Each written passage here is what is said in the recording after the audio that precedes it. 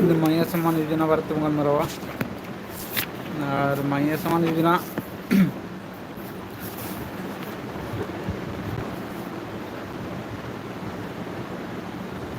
केन 11-12 minute रे live करना जी उससे हजून पे माया सम्मान योजना को बन नाम दाना बारे चेक चिका डिस्कस अब जी जहाँ को माया सम्मान योजना पे खा जी पहल पे नाम के बारे किस्त या किस्त मेनखान नित बापे नाम दा बारे में बाडा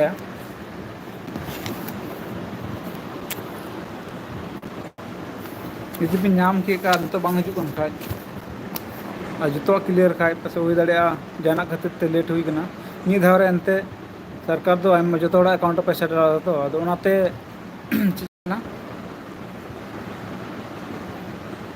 तो सर्वर डाउन खातिर ते जो रे बांग बोलो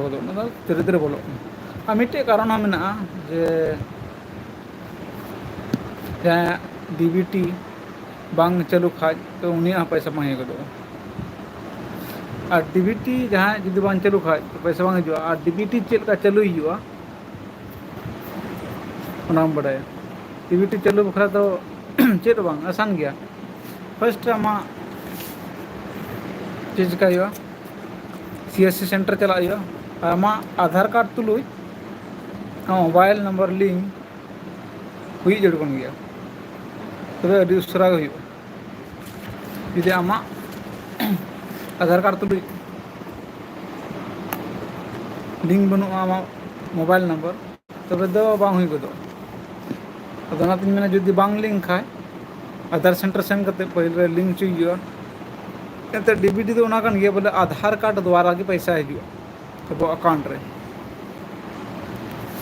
जुदी आधार कार्ड लिंक बांग तहन खाए तो बांग हजू पैसा एंते आधार कार्ड तो पैसा हजू तो अदनातिन मेना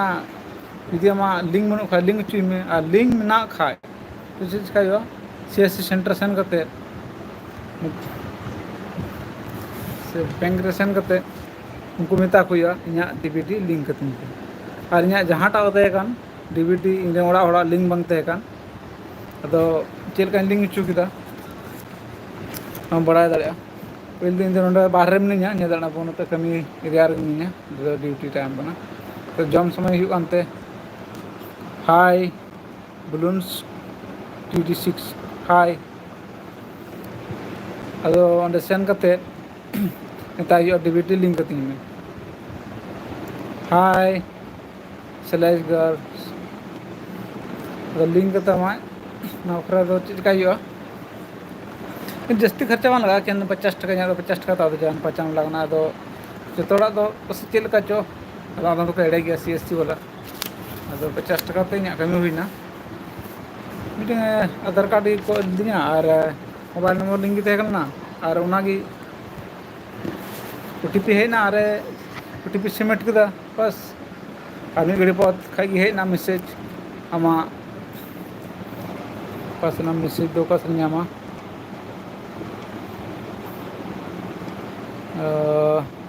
नोडे खो बांग हुआ लाइव कास्ट बोले मैसेज हेना बैंक खो जे आमा आधार सेंडिंग रिसीव हुईना बैंक वाला को मैसेज किया और इन पर जस्ती दिन बांगते हुईना बस मणे दिन पर खाई और मैसेज हेना जे आमा अकाउंट रे पैसा बोलोना 7,500 टका और नौका जुत हुईना जुदी आमा पहल किस्त हेकन खाए और कमेंट ते लेदुन पे जुदी बांग हेकन उस पे हेकन खाए दो हेकन खाए ठीक गया बांग हेकन खाए मा थोड़ा दिक्कत तो हुई गया और बांग हेकन खाए नौका कमी हुआ ठीक गया और जुदी बापे चालू से बापे को लोग से बापे अप्लाई का उनको लिए दो नवागी अप्लाई पे और फर्स्ट चेक का राशन कार्ड और आधार कार्ड रे नितुम मिले जुड़ कना फर्स्ट रे आपे आधार कार्ड और राशन कार्ड मैच जुड़ कना और साथे बैंक अकाउंट तुलुई मिले जुड़ कना दिखा पता अच्छा इंडोनेशिया से। हाय सफियर, I am from Indonesia. Good.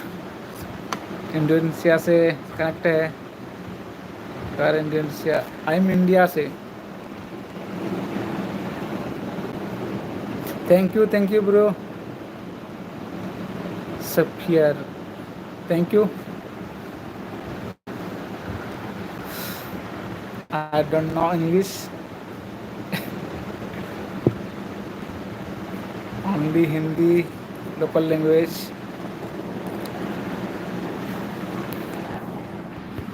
और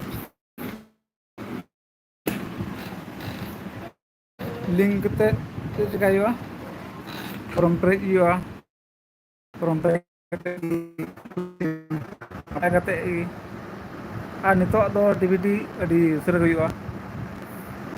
और मिट्टे समस्या में जुदी मेना तमा पहले किस्ते नंत बांग हजु कना तो आमा 3-4 अकाउंट हुआ से जॉइंट अकाउंट हुआ ना खातिर ते बांग हजु कना। फर्स्ट चीज का आमा जॉइंट अकाउंट खुली चो हुआ और आम सिंगल अकाउंट खुले में और डीवीडी लिंक चुई में और निहत की पैसा हजु तमा। सेलेस घर सेट हाई और मेना जुदी बापे नाम का दो जुदी बांग हजु कान दो नोंका नोंका कमी हुआ और हजुआ।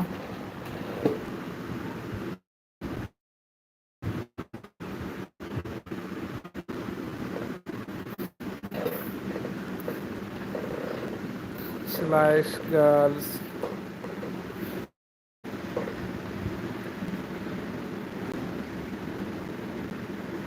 टू लाइक्स उसे कमेंट तुम पे जाना बढ़ा लिखते और चेक को बड़ा सना पे महिला समान योजना बारते फुल डिटेल नहीं ले पे बापे मेन खा बापे कमेंट खा चिका बुझा या पे चे दिक्कत चे समस्या में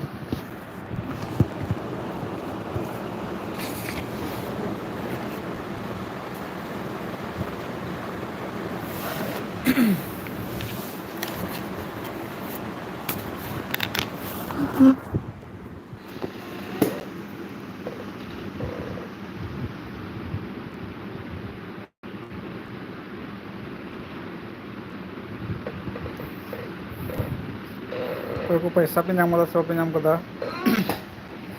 ले तुम पे पे नाम के खाद ठीक गया बापे नाम का तो समाज से चे पहल पे नाम सब नाम कदा।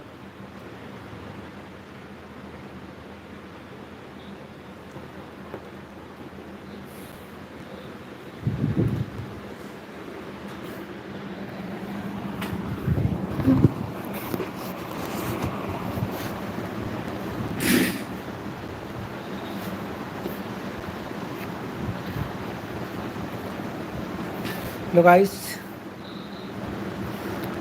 चे तो बांगना इजी गया जुदी पैसा बां नाम खाद बना चुरिया करा चुरिया के लड़ा हुआ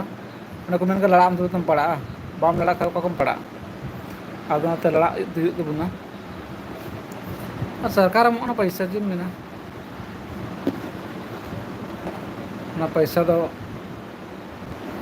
ता जरूर कान गया ते अब हेल्प बखरा मा बंगना से गड़ा बंगना जो मी बार आर्थिक ठीक बखरा और लय कते ना गी जे अबरन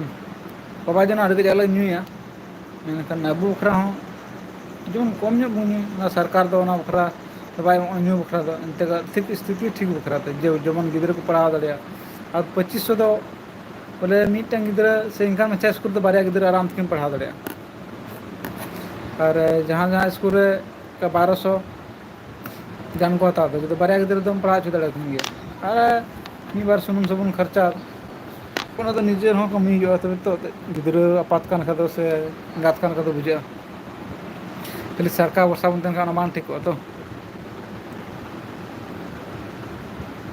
अब मेना कुरुमुटु तुम पे जुदी बांग ठीक खाज कमेंट ले पे और गड़ो पे और कथा तीन गड़ो दड़े पे एनते ओड़ा सेन तो बिन गड़ो दड़े एनते इन तो बाहर मिनिया और इन्हें आड़े पास पे तन खाए माते हमारी मुड़ा होगा हो गया अले आड़े पास रे तो बाहर में मिलते बेंगलो दड़े ठीक गया जम समय हुआ तो चला अच्छा इन वीडियो तो इनका जुदी जहाँ प्रॉब्लम कमेंट पे लाइव हाँ अपलोड करना ठीक है अच्छा जोहार